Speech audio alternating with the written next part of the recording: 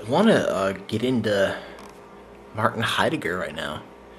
I want to, I've gotten through some pretty good concepts of Husserl that I think, at least I myself can understand parts of this. I really think I can. I understand most of it. I might not. I don't know, but I'm pretty sure that I do. Otherwise, I wouldn't be making this video right now. But I have made a mistake before and made a video where I didn't know what the fuck I was talking about. That's, my problem. But I do think I've read this part multiple times, but I really want to just go part by part through Heidegger's Being and Time. And I want to just sort of, discuss all of this, if I can. Eventually, discuss all of it. Now, I know that I've started a lot of series of talking through certain books. I quit doing the Hegel one. Schopenhauer one I finished because I feel like I don't know. I want to finish that one for now because I kind of generally have. I read the parts about the will and I read all that stuff before, but I didn't really want to go into it as much. So I kind of I have other videos that were older, a couple older videos which kind of got into that more. But which is why I finished the whole Schopenhauer thing, and the Takedown Han I'm doing still, and the Husserl one I'm doing still, and this Heidegger one I'm starting to keep doing. But the one I'm going to do right now is the first part of the introduction of Being in Time, or Dasein und Zeit. This was Heidegger's masterpiece, really. But what he's talking about in the first introduction is he's talking about what the question of being is, and he's sort of getting into the form of basically the introduction is called the exposition of the question of the meaning of being. And the first part of the introduction is called the necessity, structure, and priority of the question of being. So he's talking about whether we need to sort of start fresh in our understanding of what the question of being and thus being is. So which is why he goes into all this. But one thing I want to discuss here is he talks about three presupposed misunderstandings of what being is. He talks about three things that the capital being is thought to be, being of everything. Being is the most universal concept. I'm going to read from the book. First, it has been maintained that being is the most universal concept. A understanding of being is already included in conceiving anything which one apprehends in entities, but the universality being is not that of a class or genus. The term being does not define that realm of entities which is uppermost when these are articulated conceptually according to genus and species. The universality of being transcends any universality of genus. So he's talking about what this first presupposition is that a understanding of being is most universal, and it is included in conceiving of anything which one apprehends in entities. So basically, when I look at this pen, this is an entity. So it's a very universal concept, and thus I get it from perceiving any entity. This, he's saying, is that there's universality in the ontological sense, and then there's universality in the existential sense, where that there's two levels of this whole thing here. That just because it's a sort of a thing that you get from apprehending entities. That does not mean that you're looking at the whole question of being. Aristotle himself knew he uses that the universality of being transcends any universality of genus. In medieval ontology, being is designated as transcendence. Aristotle himself knew the unity of this transcendental universal as a unity of analogy in contrast to the multiplicity of the highest generic concepts applicable to things. So that is one problem. This is one presupposition. Second, it has been maintained, secondly, that the concept of being, capital word being, is indefinable. This is deduced from its supreme universality, and rightly so. Being cannot indeed be conceived as an entity, nor can it acquire such a character as to have the term entity applied to it. Being cannot be derived from higher concepts by definition, nor can it be presented through lower ones. But does this imply that being no longer offers a problem? Not at all. We can infer only that being cannot have the character of an entity. So this is again he's showing two levels when you're sort of trying to get at this whole question of being, that there's two levels to it. Because basically, there's two kinds of being. There's the capital word being, capital B-E-I-N-G, and then there's regular being, B-E-I-N-G. The capital word being is what, he actually does this. He has the capital word being is looking at it from the fully ontological sense. The lowercase being, so I'm just, from now on, I'm going to refer to big being and little being. not that existence and being is little, but it's little because of its little b. Big being is, ontology and the ontological, ontological structure of being and the whole question. That there's two levels to it. There's an ontical level and there's the ontological level.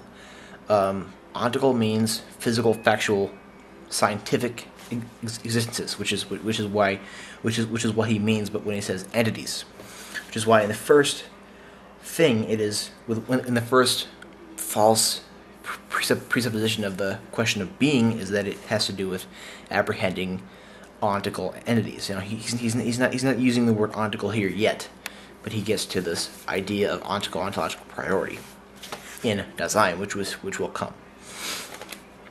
So the first presupposition is saying that being, that big being, is gotten through apprehending entities, or little being, as I'm going to refer to that.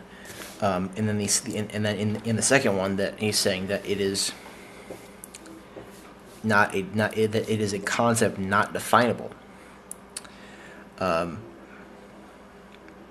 We can infer only that being cannot have the character of an entity. Thus, we cannot apply the being of the concept of definition as presented in traditional logic, which itself has foundations in ancient ontology, in which within certain limits provides a justifiable way of characterizing entities. This indefinability of being does not eliminate the question of its meaning. It demands that we look the question in the face. I'm really liking this. So I'm going from the introduction here because it's really interesting when you just look at this whole question. Thirdly, this is the third presupposition. Thirdly, it is held that being is, of all concepts, one that is self-evident. That is a epistemological word used by many contemporary epistemologists like Alvin Goldman, as well as Edmund Gettier, who try to discuss what epistemic justification and knowledge is, or what it is to know something. Whenever one cognizes anything or makes a assertion, whenever one comports oneself towards entities, even towards oneself, Some use is made of being, and this expression is held to be intelligible without further ado, just as everyone understands. The sky is blue. I am merry and the like. But here we have an average kind of intelligibility, which merely demonstrates that this is unintelligible. It makes manifest it in a way of comporting oneself towards entities as entities, even in any being towards entities as entities. There lies a priori on a enigma. The very fact that we already live in an understanding of being, and that the meaning of being is still veiled in darkness, proves that it is necessary in principle to raise this question again. So in this third thing here, in this third presupposition, he's talking about that being is sort of one that is self-evident, which whenever one comports oneself towards entities. So this again, all three of these are presuppositions which are based off of, something that has to do with entities, existences, not having to do with the big picture of ontology. But basically, what I wanted to say here is that there's what Heidegger is saying here is that there's ambiguity, or there's ambiguity when you're looking at the whole question of what big being is, and that this needs a meaning. We need to have a meaning for what this is. So. And I guess what this he also kind of talks about what he talks about what is needed here is we need to sort of go from the entities back to the ontological part and back and forth. But what I want to discuss here is Dasein. Dasein is the biggest thing that Heidegger talks about in any of his writings. It's the biggest sort of thing that Heidegger is known for is Dasein. Dasein is a combination of two German words, da and sein. Da is one of the German words for there, and sein is the German word for being. Just like when one says, Ich bin, du bist, ist, man ist, wir sind, ihr seid, sie sind. Though that is the conjugation of the verb for being, or sein. And he combines the two words da and sein to have this idea of being there, being in the world. He talks about the world. He talks about idea of time. He talks about all this in being there and being there as being in the world. But this is sort of a entity which is this is looked at in two ways. It's looked at as an entity, and it's also looked at as something that represents the ontological sense of being, the big being of all the entities together. And then this is where Heidegger talks about the Ontico-Ontological priority that Dasein has. Now, discussing this Ontico-Ontological priority will help one understanding what Dasein is. Dasein is a entity where it is ontical and it is ontological. So I'm going to sort of try to see if I can't get to this, but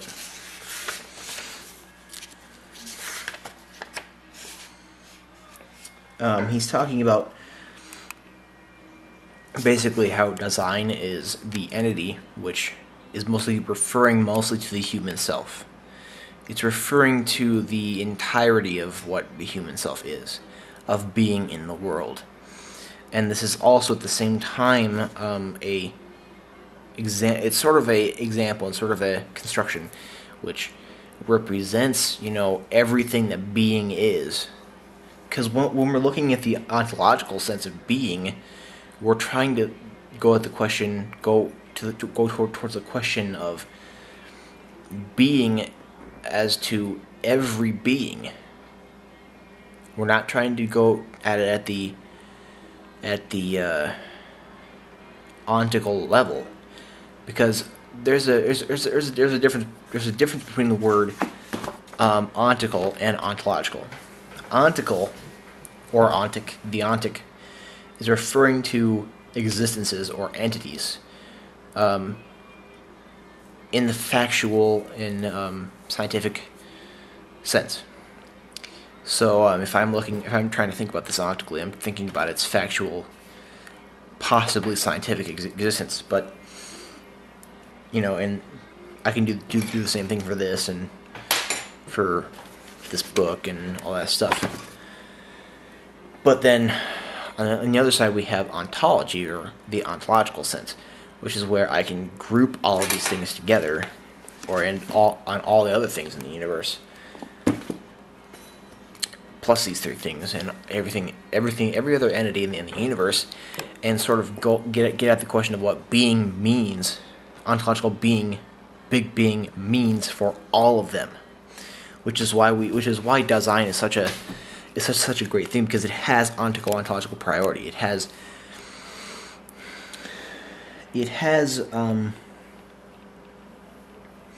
the question of the meaning of being, because it represents it represents the entirety of being that Dasein does. So basically what Dasein is, it has two parts. It has, like I've said 5 million times now, I'm just trying to explain it better. It has two levels when those are, working together to be what being is.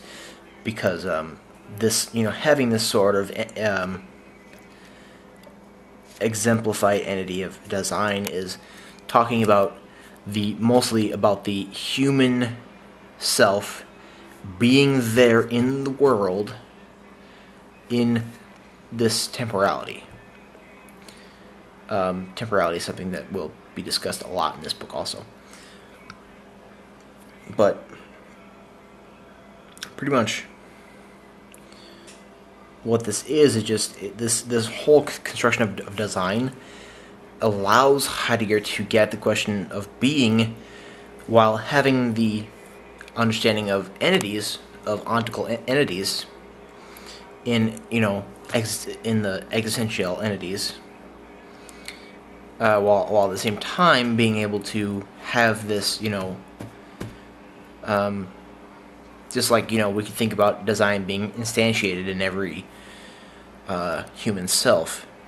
We could have, because the word instantiated makes Dasein sound like an abstract idea, and I don't like that, but I'm just trying to make this understandable from my discussion of it, because Heidegger is himself not an easy person to read, and probably when it's coming out from my mouth, it's probably even more difficult. But this is, let's think about it just for the purpose of explanation and understanding of what Dasein is. Dasein, it can be thought of as being instantiated in every human self, where the human self is being there in the world. And there's this, where Dasein is instantiated in every existential ontical entity, while at the same time, because of this, Dasein being in every single human self, which is where this whole idea encompasses every single entity, every single human self, every single sentient human self, and which is where you are able to come at the question from the ontological big being sense also, which is why there's this Ontico-Ontological priority that Dasein has, which is what makes this whole thing of Dasein such a great thing. But I'm going to come back with a different discussion of the second introduction, and then I'll finally get at the first part of the book.